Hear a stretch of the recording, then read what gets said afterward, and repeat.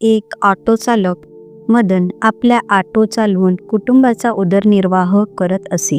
एकदा तो ऑटो घेऊन कुठेतरी जात असताना अचानक ट्रॅफिक पोलिसांनी त्याला थांबवले आणि म्हणाले, तुम्ही ट्रॅफिक नियमांचे उल्लंघन केले आहे, तुम्हाला दंड भरावा लागेल.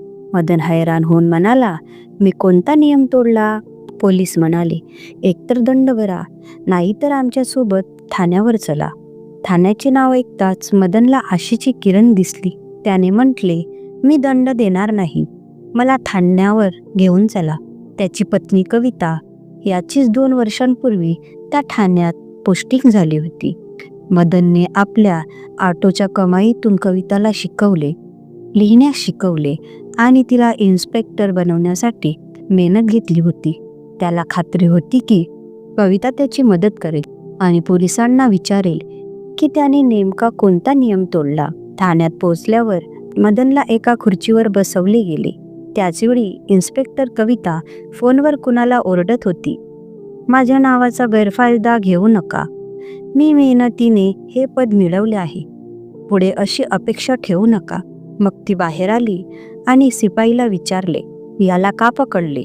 शिपाई म्हणाला, याने ट्रॅफिक नियम तोडले आणि दंड देण्यास नकार दिला. मदन आशेने कविताकडे पाहत राहिला, पण कविताने कठोर आवाजात सांगितले, जर हा दंड देणार नाही याचा ऑटो जप्त करा आणि याला इथून हाकलून द्या. मदन हे ऐकून स्तब्ध झाला. ज्या ऑटोच्या कमाईतून त्याने कविताला शिकवले आणि इन्स्पेक्टर बनवले, आज तीच त्याची रोजीरोटी हिरावत होती. कविताने हवालदाराला सांगितले, याला इथून बाहेर काढा, ऑटो जप्त करा. जर याला आपला ऑटो हवा असेल तर उद्या कोर्टातून सोडून घेईन. मदनच्या डोळ्यात अश्रू आले. तो उदास होऊन जड पावलांनी घरी निघाला. घरी पोचल्यावर त्याने आईला सगळी हकीकत सांगितली. आई, कविता इतकी बदलली आहे की तिने मला ओळखण्यासही नकार दिला. माझा ऑटोही जप्त केला. ज्या ऑटोच्या कमाईतून मी तिला DSP बनवले. आई दुःखाने म्हणाली, बेटा तुला आठवतंय का, लग्नानंतर लगेच कविताने सांगितले होते की तिला शिकायचे आहे, आम्हाला त्याचा खर्च उचलावा लागेल. तिने आमच्यावर जबरदस्ती केली आणि आम्ही कसेबसे तिला शिकवले, पण आज ती आम्हाला विसरली. मदनचा 6 वर्षाचा मुलगा आईसोबत जास्त वेळ घालवत असे, कारण आई नेहमी कामात व्यस्त असायची. तो आईपासून दूरच राहायचा आणि आजीशी खेळायचा, आजीसोबत झोपायचा. कविताला सरकारी क्वार्टर मिळाले होते, त्यामुळे ती तिथेच राहायची आणि घरी फार कमी यायची. दुसऱ्या दिवशी कविता वाट पाहत राहिली की मदन कोर्टाचे कागद घेऊन ऑटो सोडवायला येईल, पण मदन आला नाही. कविता रागाने थेट मदनच्या घरी गेली. तिथे तिने पाहिले की मदन आईच्या केसात तेल लावत होता आणि मुलगा जवळ खेळत होता. मुलाकडे कोणाचेच लक्ष नव्हते, पण मुलगा आनंदाने खेळत होता. कविताने रागाने सांगितले, तुम्ही इथे आरामात बसलात आणि ऑटो सोडवायलाही आला नाहीस. मदन काही बोलला नाही, फक्त शांत बसला. त्याच्या डोळ्यात एक विचित्र उदासी होती, जणू त्याने सगळे काही गमावले होते. कविता सासू आणि पतीवर रागू लागली, तुम्हाला मुलाची सांभाळ करणेही येत नाही. असं मूल सांभाळतात का? याला काही झालं तर जबाबदार कोण? मदनने कवितेकडे पाहिले आणि शांतपणे म्हटले, तू काय बोलते आहेस? मुलाची सांभाळ करणे हे येत नाही? जन्मापासून आतापर्यंत आईनेच त्याला सांभाळले आहे. त्यांना मुलांची काळजी कशी घ्यायची हे नीट माहीत आहे. तू याबद्दल काही बोलू नकोस तर बरे. कविताचा राग आणखी भडकला. ती ओरडली, तुम्ही ऑटो घ्यायला का आला नाहीस? मी सगळे आयोजन केले होते, तरीही तू वेळेवर तिथे पोहोचलास नाही. मदनने थंड श्वास सोडला आणि म्हटले, तुला इतकी काळजी होती तर त्या दिवशीच ठाण्यात सांगितलं असतं की माझा ऑटो जप्त करू नका. तू मोठी अधिकारी आहेस, सत्य शोधू शकतेस, पण कदाचित तुला वाटलं असेल की मी तुझ्या वर्दीचा फायदा घेऊ इच्छितो. मी तर काही चूक केली नव्हती. कविता ओरडू लागली, तुम्ही गावठी लोकांना काय कळतं ड्युटी कशी करायची? तुम्ही मुलाचीही नीट काळजी घेऊ शकत नाही. इतकं बोलून तिने मुलाचा हात पकडला आणि त्याला कमऱ्यात नेले.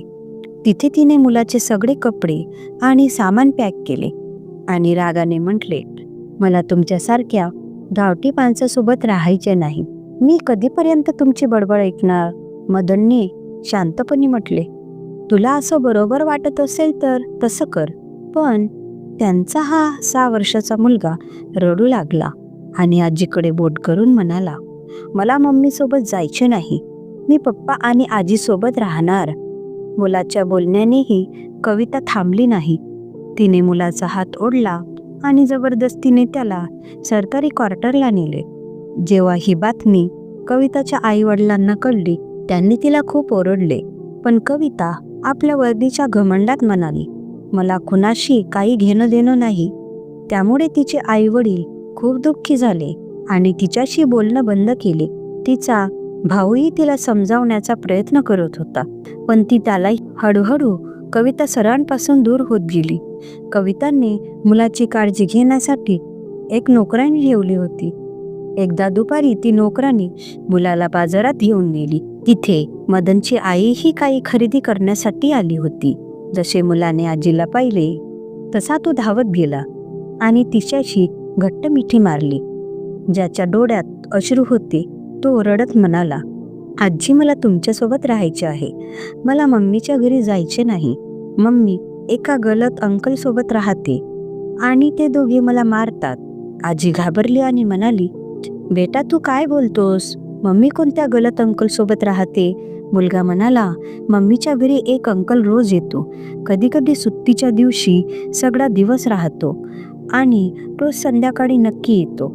जर मी झोपलो नाही तर मम्मी आणि तो अंकल मला मारतात. म्हणून मी आता झोपण्याचा नाटक करतो. ते दोघे असतात तेव्हा तासनतास बोलतात आणि जोरजोरात हसतात. मला हे सगळे पाहून खूप वाईट वाटतं. आजी, आता मला मम्मीच्या घरी राहायचे नाही. इतक्यात नोकरानी मुलाला शोधत तिथे आली. तिने पाहिले की मुलगा आजीला मिठी मारून रडत आहे. तिने मुलाचा हात पकडून ओढायला सुरुवात केली. मुलगा रडत बसला, मला मम्मीच्या घरी जायचे नाही. मला पप्पा आणि आजीसोबत राहायचे आहे. आजीने नोकरीला सांगितले, काही हरकत नाही, तू आपली खरेदी कर. मी मुलासोबत इथे बसते. आजीला आपला नातूसोबत घेऊन जावेसे वाटत होते, पण ती असह्य होती. नोकरानीने स्पष्ट सांगितले, माझ्या मालकींनी सक्त सूचना दिल्या आहेत की हा मुलगा त्यांच्याकडे जाऊ नये. आजीने मुलाला समजावले, बेटा आता तुला मम्मीच्याच घरी राहावे लागेल, पण आम्ही लवकरच येऊ आणि तुला सोबत घेऊन जाऊ. असे म्हणून तिने मुलाला समजावून नोकरिणीसोबत पाठवले आणि स्वतः घरी परतली. आजीच्या मनात वारंवार तेच शब्द घुमत होते जे नातूने सांगितले होते. तिचे मन बेचैन होते की आपल्या मुलाची बायको असा गैरप्रकार करत आहे. तिला हे मदनला सांगायचे नव्हते, पण शेवटी तिने जबरदस्तीने सगळे सांगितले. मदनला हे ऐकून धक्का बसला. त्याने ठरवले की तो स्वतः जाऊन पाहिल की सत्य काय आहे. एकदा सुट्टीच्या दिवशी मदन आईसोबत कविताच्या सरकारी क्वार्टरवर पोहोचला. त्याने बेल वाजवली. आतून कविता झोपेतच दरवाजा उघडला आणि त्यांना पाहून घाबरली. कविता रागाने विचारली, तुम्ही इथे काय करता? मदनची आई म्हणाले, आम्ही आपल्या मुलाला आणि नातवाला भेटायला आलो आहोत. यात काय चुकलो? कविता चूप झाली. मदन काही न बोलता आत गेला. दृश्याने त्याचे रक्त खवळले. बेडवर एक माणूस झोपला होता आणि त्यांचा मुलगा जवळ झोपला होता. मदनला खूप राग आला. त्याने कवितेला जोरदार थोप्पड मारली. थप्पड पाडताच तो तरुण उठून बसला आणि रागाने म्हणाला, हा कोण बदतमीज आहे जो तुला मारतोय?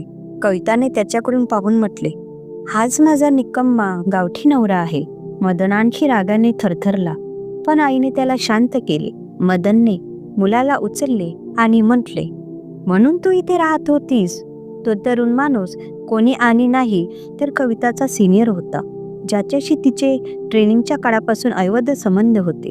आता सगळे उघडे पडल्याने कविताने स्पष्ट सांगितले, चांगलं झालं की तुम्ही स्वतः येऊन पाहिला. आता मला तुमच्यासारख्या गावठांशी काही संबंध ठेवायचा नाही. आजपासून माझी तोंड पण पाहू नका. मदन मुलाला घेऊन निघाला. आईही शांतपणे बाहेर पडली. तेव्हा कविताने मदनला थांबवले आणि म्हटले, जाताना हे करून जा. मी तलाकचे कागद तयार ठेवले आहे, यावर सही कर. मदनने काही न बोलता तलाकच्या कागदावर सही केली आणि मुलाला घेऊन निघून गेला. आता मदन आपल्या घरातील एका खोलीत बसला होता. आई जवळच बसून विचार करत होती की मुलाच्या आयुष्याला पुन्हा कशी रुळावर आणेल. तेव्हा मदनची आई जुनी पेटी उघडली आणि काहीतरी शोधू लागली. अचानक तिला एक कागद सापडला, जमिनीचे कागदपत्र. आईने मदनला ते दाखवले. मदनने वाचले तर कळले की ती जमीन कोट्यवधीची होती. मग त्याने ती जमीन विकली आणि कोट्यवधी रुपये मिळाले. आता त्यांच्याकडे पैसे आले. त्यांनी छान घर बांधले. मदन शिकायला खूप चांगला होता, पण पत्नीच्या शिक्षणासाठी त्यांनी स्वतःचे शिक्षण सोडले होते. आता त्याने ठरवले की तो पुन्हा शिकेल आणि चांगली पोझिशन मिळवेल. मदनने पुन्हा अभ्यास सुरू केला आणि भविष्याला नवीन दिशा देण्याचा निर्धार केला. मदनची आईने घरात लोणचे पापड बनवण्याचा छोटासा व्यवसाय सुरू केला. कविताची जी नोकरणी होती तीही मदनच्या आईला मदत करण्यासाठी येऊ लागली. हळूहळू सगळे मिळून मेहनत करू लागले. व्यवसाय चांगला चालू लागला, पैसा येऊ लागला आणि आता मदनला पैशाची कमतरता राहिली नाही. तो आपल्या अभ्यासावर लक्ष केंद्रित करत राहिला. सुमारे 2 वर्षानंतर मदनची SP पदावर निवड झाली. SP झाल्यावर मदनचे नाव माध्यमांमध्ये पसरली. लोक त्याला ऑटोवाला SP म्हणू लागले. त्याच्या घरी मुलाखतीसाठी लोक येऊ लागले. मदन आपली पोस्टिंग त्या भागात करवली जिथे कविताची पोस्टिंग होती. पण कविता आपल्या सिनियरसोबत अवैध संबंधात होती. त्या अधिकाऱ्याने कविताचा एक व्हिडिओ बनवला होता ज्यात ती लाच घेताना दिसत होती. तो व्हिडिओ दाखवून तिला धमकावत राहिला. कविताला आपल्या चुकांचे भान आले, पण आता काही करता येत नव्हते कारण तिने मदनपासून तलाक घेतला होता. काळ पुढे गेला आणि कविताची स्थिती आणखी खराब होत गेली. तिला कळले की तिच्या प्रेमी आधीच विवाहित होता आणि त्याला 2 मुले होती. एकदा तिने त्याला विचारले तर त्याने धमकी दिली, तू मला काही म्हटलंस तर मी तुझा व्हिडिओ सर्वांना दाखवेन आणि तुझी नोकरीही जाईल. या भीतीने कविता शांत झाली. तिने जेवण करणे सोडले, छान कपडे घालणे बंद केले. त्या माणसाने तिला फोन ठेवण्यासही बंदी घातली होती. एकदा SP साहेबांच्या स्वागतासाठी पार्टी आयोजित करण्यात आली. त्या पार्टीत कवितालाही हजेरी लावावी लागली. जशी ती स्टेजवर गेली आणि काही बोलायला सांगितले तशी तिला चक्कर आली आणि ती बेशुद्ध होऊन पडली. कविताला रुग्णालयात नेले गेले. मदन आता SP पाहत होते की जी कविता पूर्वी घमंडात होती ती आज खूप कमकुवत झाली आहे. ती नीट जेवत नव्हती. डॉक्टरांनी सांगितले की कमजोरीमुळे तिची स्थिती बिघडली आहे. मदनला आश्चर्य वाटले की एका इन्स्पेक्टरला अशी कमजोरी कशी येऊ शकते. काही दिवसांनी कविता ठरवू लागली की ती मदनला भेटेल आणि सगळी सत्यता सांगेल. एकदा ती मार्केट जात असताना तिची सासू भेटली. तिने सासूसमोर उभी राहून म्हटले, माझी तुम्ही कशा आहात? सासूने चष्मा लावला नव्हता त्यामुळे तिने ओळखले नाही. ती म्हणाली, तू कोण आहेस आणि मला माझी का म्हणतेस? कविताने म्हटले, मी कविता आहे, तुम्हाला ओळखू येत नाही का? सासूने तिची ओळख पटली नाही कारण तिची अवस्था खूप बदलली होती. सासू म्हणाली, तू माझ्या मुलाला टाकून दिलंस, मला तुझी काही गरज नाही. कविता गिळगिळली, मला माफ करा, माझ्याकडून खूप मोठी चूक झाली. कृपया मदनला सांगा की तो मला माफ करा आणि मला परत घेऊन दे. सासू म्हणाली, बेटी, जे तू केलंस त्याची शिक्षा तुला भोगावी लागेल. असे म्हणून तिने तिला दूर केले आणि आपल्या कामात लागली. काही दिवसांनी कविता खूप दुःखी झाली कारण ती त्या माणसाकडे गेली आणि म्हणाली, तू हा व्हिडिओ व्हायरल कर किंवा माझी जीव घे, मी आता तुझ्यासोबत राहणार नाही. असे म्हणून ती पडून मदनच्या घरी आली आणि दरवाजा ठोठावला. मदनने दरवाजा उघडला तर पाहिले की कविता खूप वाईट अवस्थेत उभी होती. तो म्हणाला, कोण आहेस, काय हवे? कविता म्हणाली, मदन, मी तुझी पत्नी आहे आणि हा तुझा मुलगा माझ्यासोबत आहे. मदन म्हणाला, मी तुला आधीच तलाक दिला आहे आणि हो, हा मुलगा आता माझ्यासोबत राहील. आता मला तुझ्याशी काही घेणं देणं नाही. आज नंतर तू इथे आलीस तर मी तुझ्याशी वाईट वागणूक दे. असे म्हणत मदनने दरवाजा बंद केला. कविताच्या डोळ्यातून अश्रू वाहत होती. ती जोरजोरात रडू लागली. मदनची आई हे सगळे ऐकत होती. पण काही बोलली नाही, कारण तिला आधीच माहीत होते की कविताने मदनसोबत किती वाईट केले आहे. कविता बाहेर निघाली तेव्हा तिला कळले की त्या माणसाने बनवलेला व्हिडिओ व्हायरल झाला आहे. त्यामुळे तिची नोकरी गेली. आता ती खूप परेशान झाली. तिने भावाला फोन केला, पण भाऊही तिच्यावर नाराज होता. कवितामुळे त्याच्या आईवडिलांचे निधन झाले होते असे त्याला वाटत होते. त्याने ठरवले होते की आता बहिणीशी काहीही संबंध ठेवणार नाही. तो माणूस ज्याच्यासोबत कविताचे संबंध होते त्याने कवितासोबत जितके हवे तितके खेळ केले आणि मग हा व्हिडिओ व्हायरल केला. आता कविताची नोकरी गेली होती आणि ती वेड्यासारखी इकडे तिकडे भटकू लागली. काही दिवसांनी तिची तब्येत इतकी बिघडली की एक दिवस तिचा मृत्यू झाला. मित्रांनो, ही कथा आपल्याला शिकवते की चुकीचे संबंध आणि चुकीचे निर्णय माणसाचे आयुष्य उद्ध्वस्त करू शकतात. जर कविताने अवैध प्रेम संबंध ठेवले नसते तर तिचे आयुष्य वेगळे असते. तुम्ही कविता आणि मदन यांच्याबद्दल काय म्हणता? तुमची मते कमेंट बॉक्समध्ये लिहा आणि इतरांनाही शेअर करा. या कथांचा उद्देश फक्त सर्वांना शिकवण आहे, जेणेकरून आपण आयुष्यात योग्य निर्णय घेऊ. आम्ही अशाच कथा आणत राहू. धन्यवाद.